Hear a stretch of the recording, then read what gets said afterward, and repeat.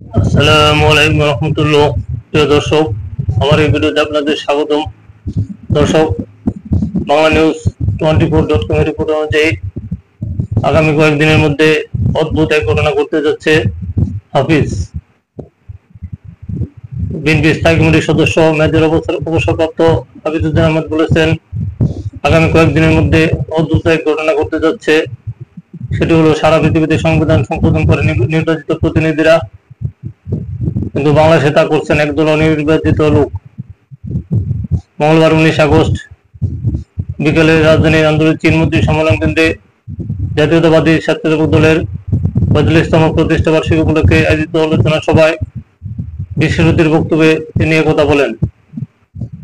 Major হাফিজ বলেন, যারা কেউ আমেরিকা থেকে, কেউ লন্ডন থেকে কিংবা বিভিন্ন দেশ থেকে এসেছেন, তাদের গত 17 বছরের সংগ্রামে কোনো অংশগ্রহণ নেই, জুলাই অভ্যুত্থানে কোনো অংশগ্রহণ নেই।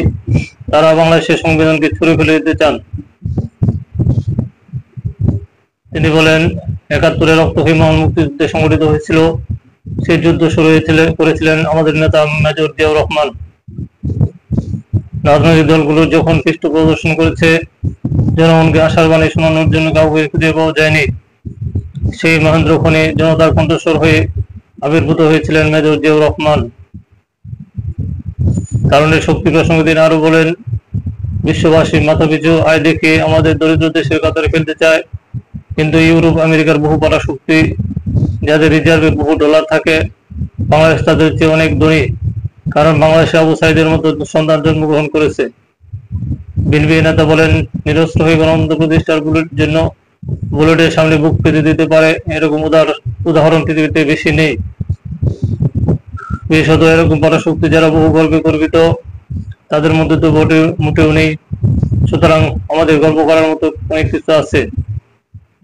স্বেচ্ছাসেবক দলের সভাপতি এস এম জিলানীর সভাপতিত্বে অনুষ্ঠান সঞ্চালনা করেন সাধারণ সম্পাদক রাজীব আহসান। এছাড়া বিশেষ অতিথি হিসেবে বক্তব্য দেন বিএনপি স্থায়ী কমিটির সদস্য সেলিমা রহমান, নজরুল ইসলাম খান, যুগ্ম মহাসচিব হাবিবুল নবী খান সোহেল, শহীদুদ্দিন চৌধুরী এনি, সাংগঠনিক সম্পাদক ফজলুল হক মিলন ও প্রচার সম্পাদক সুলতান সালাউদ্দিন টুকু। দর্শক, ভালো থাকবেন। আল্লাহ হাফেজ।